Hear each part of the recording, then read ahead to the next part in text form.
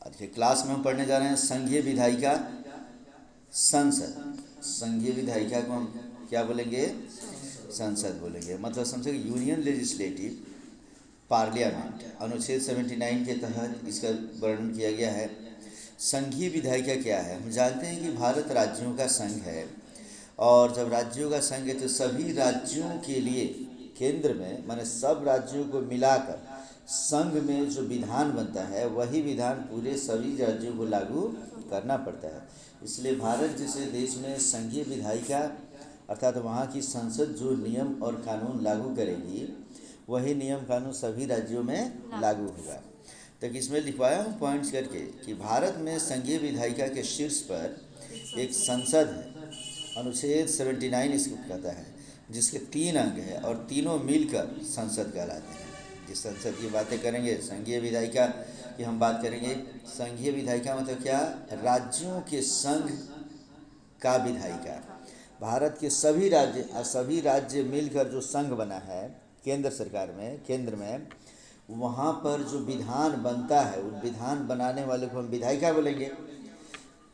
और इसके शीर्ष पर जो होते हैं एक संसद होता है, और संसद जो होता है वह 3 अंगों से मिलकर बनता है। कौन कौन? पहला है राष्ट्रपति, दूसरा है लोकसभा और तीसरा है राज्यसभा। तीनों मिलने का मतलब संघीय विधायिका के लिए तीनों का होना जरूरी क्यों है बच्चे? कोई भी प्रस्ताव लोकसभा या राज्यसभा में जब आता है तो आने के बाद से वोटिंग की जाती है।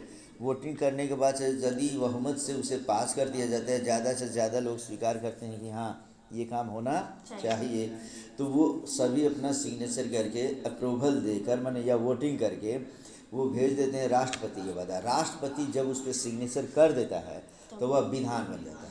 ऐसा नहीं कि पार्लियामेंट में अगर वहाँ जाते हैं तो लोकसभा में कोई हुए प्रधानमंत्री कोई प्रस्ताव लाए और बोल दिए तो प्रधान बन गया। जब तक राष्ट्रपति का सिग्नेचर उस पर नहीं होता है तब तक गणतांत्रिक देशों में कोई भी नियम और कानून बनता नहीं है। तो आखिर लोकसभा, राज्यसभा, राष्ट्रपति में राष्ट्रपति हम लोग पीछे के क्लास में पढ़ चुके हैं। आज हम पढ़ने जा रहे हैं लोकसभा। लोकसभा का वर्णन अनुच्छेद 81 के तहत दिया गया है, 81 के तहत। अब इसमें कहता है कि अनुच्छेद 81(1) का क कहता है कि लोकसभा में राज्यों से अधिकतम प्रतिनिधि 530 होंगे। माना अनुच्छेद 81(1) का क कहता है कि लोकसभा में जो अलग अलग राज्यों से जो प्रतिनिधि चुन कर आएंगे अधिकतम कितने हो सकते हैं? 530। अनुच्छेद 81(1) का ख कहता है कि इसमें संघ राज्य क्षेत्रों से अधिकतम प्रतिनिधि 20 होंगे। माने केंद्र शासित प्रदेशों से जो संख्या चुन कर आएगी वो कितने होंगे? 20 होंगे। उसी पर अनुच्छेद 3 से 31 कहता है कि राष्ट्रपति 2 आंग्ल भारतीय समुदाय के प्रतिनिधि को मनोनीत कर सकता है। याद रखेंगे, इसके पहले के वीडियो में मैंने बताया था किस तरीके से लोकसभा में सीटों का बंटवारा होता है। अगर सीटों की बंटवारे की बात करेंगे तो हम थोड़ा सा यहाँ पे नीचे के चार्ट में देखो कि इसमें दिया हुआ है कि लोकसभा जिसको निम्न सदन कहते हैं, जिसका कार्यकाल 5 वर्ष का होता है, अनुच्छेद 81 के तहत बताया गया है कि वर्तमान में इसके सदस्यों की संख्या कितनी है? 545। अगले पेज में देख लो तुम लोग। और इसके कुल सदस्य कितने हो सकते हैं संविधान के अनुसार? 552। और इसमें से कहता है कि वर्तमान सदस्य जो इसमें से हैं 545, इसमें से चुनाव होता है 543 का, और 2 आंग्ल भारतीय होते हैं जिनका मनोनयन राष्ट्रपति करता है। तो किस अनुच्छेद के तहत इसके लोकसभा के सदस्यों में का चुनाव होता है और उसमें से आंग्ल भारतीय किस अनुच्छेद के तहत आते हैं?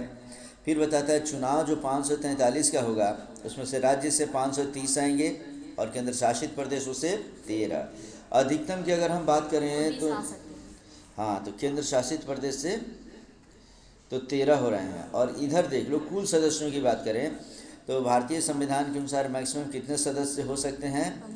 552 सदस्य हो सकते हैं, जिसमें से चुनाव होगा 550 का और मनोनीत होते हैं 2। जो 550 का चुनाव होता है इसमें से राज्यों से आएंगे 530 और केंद्र शासित प्रदेश से आएंगे 20। ये एक नॉर्मल डाटा जो मैंने तुम्हें बना रखा है बच्चे, इसी डाटा का एक्सप्लेनेशन हम कर रहे हैं कि किस अनुच्छेद के तहत कौन से पद का वर्णन किया गया। तो बताता है 81(1) का क कहता है कि लोकसभा में राज्यों से अधिकतम प्रतिनिधि 530 होंगे। 81(1) का ख कहता है कि इसमें राज्य क्षेत्रों से अधिकतम प्रतिनिधि 20 होंगे, माने इतने हो सकते हैं, इतने याद रखेंगे हम लोग। और अनुच्छेद 331 के अनुसार राष्ट्रपति 2 आंग्ल भारतीय समुदाय के प्रतिनिधि को मनोनीत कर सकता है। वर्तमान में कुल सदस्य संख्या कितनी है? 545 याद रखेंगे, जिसमें संघ राज्य क्षेत्रों माने केंद्र शासित प्रदेश से 13 और आंग्ल भारतीय मनोनीत सदस्य 2 हैं। अब इसमें भी बात करेंगे कि लोकसभा का प्रथम आम चुनाव कब हुआ था? तो 25 अक्टूबर 1951 से 21 फरवरी 1952। स्टार लगा लेंगे इस पर। लोकसभा का प्रथम आम चुनाव 1951 से लेकर 1952 तक चला था ये। और 6 मई 1952 को गठित लोकसभा एक अस्थायी सदन है जिसका कार्यकाल 5 वर्ष है। माने लोकसभा का जो गठन कर दिया गया और पहली बार जो अस्थायी सदन उसका बना 6 मई 1952 ईस्वी को। याद रखेंगे चुनाव होगा प्रथम लोकसभा का कब? 25 अक्टूबर 1951 से 21 फरवरी 1952 तक। अब पहली बार लोकसभा जो अस्थायी गठित होगा वह होगा 6 मई 1952 को। अब इसमें देता है कि हाँ, कभी भी लोकसभा अस्थायी सदन होता है और राज्यसभा अस्थायी सदन। लोकसभा को 5 वर्षों के बाद भंग किया जाता है, फिर अगले लोकसभा का गठन करके फिर उसका चुनाव किया जाता है। और राज्यसभा एक बार हो गया, बन गया है, तो ये कभी भंग नहीं होता है। 1/3 सदस्य इसके जो होते हैं हर 2 वर्षों पे रिटायर होते रहते हैं। अब निर्वाचन कैसे होता है इसका तो दिया है कि लोकसभा सदस्य जिसे MP कहते हैं या मेंबर ऑफ पार्लियामेंट कहते हैं, उसका निर्वाचन गुप्त मतदान के द्वारा वयस्क मताधिकार के आधार पर होता है। मतलब देखना, जब भी वोटिंग होता है हम लोग के क्षेत्रों में तो एक आदमी जो भी प्रिजाइडिंग ऑफिसर्स होते हैं वो अलाउ करवाते हैं P1 P2 P3 की सहायता से। व्यक्ति अंदर जाता है तो एक कंपार्टमेंट बना होता है, उसमें कोई देखे नहीं, तो कोई बिना किसी को दिखाए हुए जो व्यक्ति मत देता है उसी को हम कहते हैं गुप्त मतदान। समझ गए सभी? तो गुप्त मतदान के द्वारा वयस्क मताधिकार मानी जिसकी उम्र कम से कम 18 वर्ष हो वही वोटिंग करेगा, दूसरा कोई वोटिंग नहीं करता है। आगे कहता है 61वें संविधान संशोधन विधेयक 1989 के द्वारा भारत में 18 वर्ष की आयु के लोगों को वयस्क माना जाता है। याद रखेंगे भारत में वयस्क कौन होगा इसकी स्पष्ट व्याख्या कब की गई? 1989 ईस्वी में 61वें संविधान संशोधन में स्पष्ट कर दिया गया कि भारत का वह नागरिक जिसका उम्र कम से कम 18 वर्ष हो वही वयस्क माना जाएगा। लोकसभा के लिए आरक्षित स्थान। अब लोकसभा का जो चुनाव होता है उस चुनाव में अनुसूचित जातियों की संख्या 79 और अनुसूचित जनजाति का 41 ये रिजर्व कर दिया गया कि इतने अनुसूचित जाति और इतने अनुसूचित जनजाति लोकसभा में चुनकर जाएंगे। आगे कहते हैं प्रधानमंत्री की सलाह पर राष्ट्रपति लोकसभा को समय से पूर्व भी भंग कर सकता है। अर्थात मैंने बताया कि लोकसभा का पहले गठन होता है, जो भी सरकार बनती है, उसके बाद समझो कि अगर प्रधानमंत्री चाहें तो प्रधानमंत्री की अनुशंसा पर राष्ट्रपति लोकसभा को समय से पूर्व भी भंग कर सकता है। और ये स्थिति तब आती है जब समझो कि प्रधानमंत्री के पास लगता है कि हमारे पास अब बहुमत नहीं है, दूसरे कोई न बना ले या कोई इधर उधर ना करे, इसलिए बेहतर ये है कि चुनाव ही करवा लिया जाए। तो ये प्रक्रिया आती रहती है। लोकसभा का सत्र बुलाने अथवा स्थगित करने का अधिकार राष्ट्रपति को ही है। जब भी लोकसभा का माने समझ लो कि सत्र बुलाना हो तो वो कौन बुलाता है? राष्ट्रपति बुलाता है। अब पढ़ेंगे कि लोकसभा का सदस्य बनने के लिए योग्यता क्या है। एक MP बनने के लिए, लोकसभा का सदस्य बनने के लिए जो कम से कम आयु होनी चाहिए 25 वर्ष होनी चाहिए।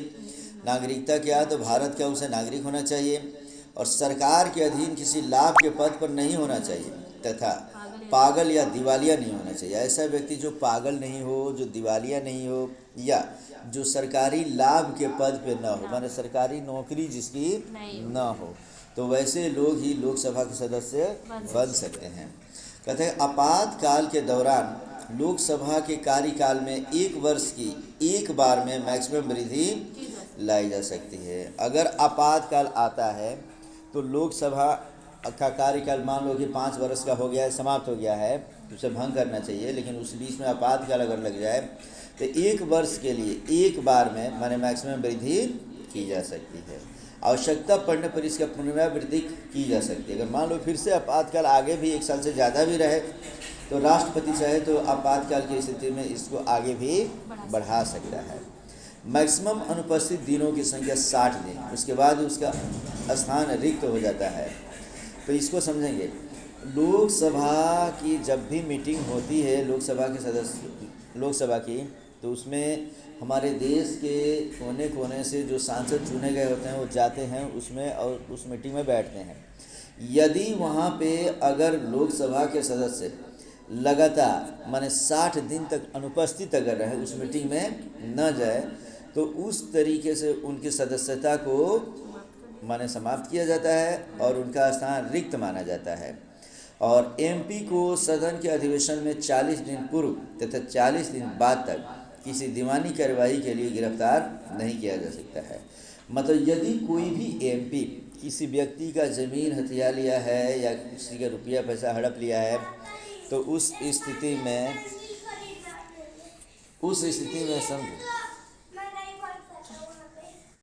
तो मैं बता रहा था कि एमपी को सदन के अधिवेशन में यदि कोई भी भारत का एमपी माने सांसद, अगर समझ लो माने ये कोई भी सांसद हो, अगर देश में किसी प्रकार की रुपया पैसा धन दौलत से बेईमानी करता है, किसी का ज़मीन हड़प लेता है और उसको सज़ा अगर दी जाए तो उसको डायरेक्ट उसको गिरफ्तार नहीं किया जा सकता है। उसको 40 दिन पूर्व तथा 40 दिन बाद तक किसी भी दीवानी कार्रवाई के लिए गिरफ्तार नहीं किया जा सकता है। माने जब भी उसके अधिवेशन से, सदन के अधिवेशन से 40 दिन पूर्व, मान लो कि सदन का अधिवेशन जब भी बैठता है ना जी, तो जिस दिन सदन का अधिवेशन बैठना हो उससे 40 दिन पहले और अधिवेशन के 40 दिन बाद तक उसको किसी दीवानी कार्रवाई के मामले की गिरफ्तार नहीं किया जा सकता। लेकिन फौजदारी मामले में ऐसा नहीं है बच्चे। फौजदारी का मतलब यदि उसने किसी की हत्या किया है, मर्डर किया है, लूट, और उसके बाद समझो कि लूट कांड हो, बलात्कार हो, हत्या हो, इसमें अगर वो व्यक्ति अगर दोषी पाया जाता है तब ऐसा नहीं है, उसको वहाँ भी गिरफ्तार किया जा सकता है। आगे है इसमें से लोकसभा की गणपूर्ति माने कोरम के लिए कम से कम उपस्थित एमपी की संख्या एमपी का 1/10 माने 10वां हिस्सा होता है।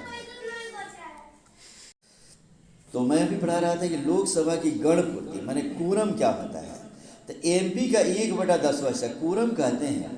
यदि लोकसभा के सदस्य जब सदन में जाते हैं और उनकी मीटिंग होनी होती है तो उसमें जितने सदस्य हैं उनका कम से कम 1/10 सदस्य रहेंगे तभी वो अधिवेशन चलेगा, नहीं तो अधिवेशन नहीं चलेगा।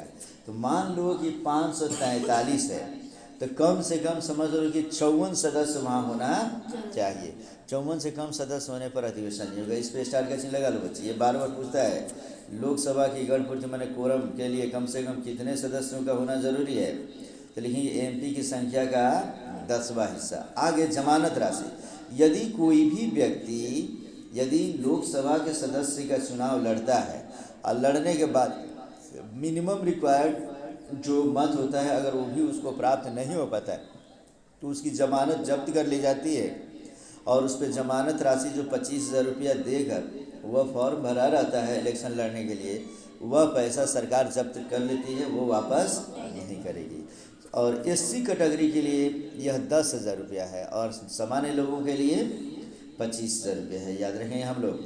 आगे कहते हैं संसदीय चुनाव में 1/6 मत से कम मत प्राप्त करने वाले पर जमानत राशि जब्त कर ली जाती है। मान लो जो भी संसदीय चुनाव होता है उसमें जो मत मिलता है उसमें से 1/6 मत से कम अगर किसी ने पाया तो समझ लो उसकी जमानत जब्त कर ली जाती है। मानो कि अगर 600 वोट है टोटल तो कम से कम 100 वोट उसको कम से कम मिलना चाहिए। अगर मानो कि 6 लाख है तो 1 लाख वोट मिलना चाहिए। 1/6 का मतलब समझ गए।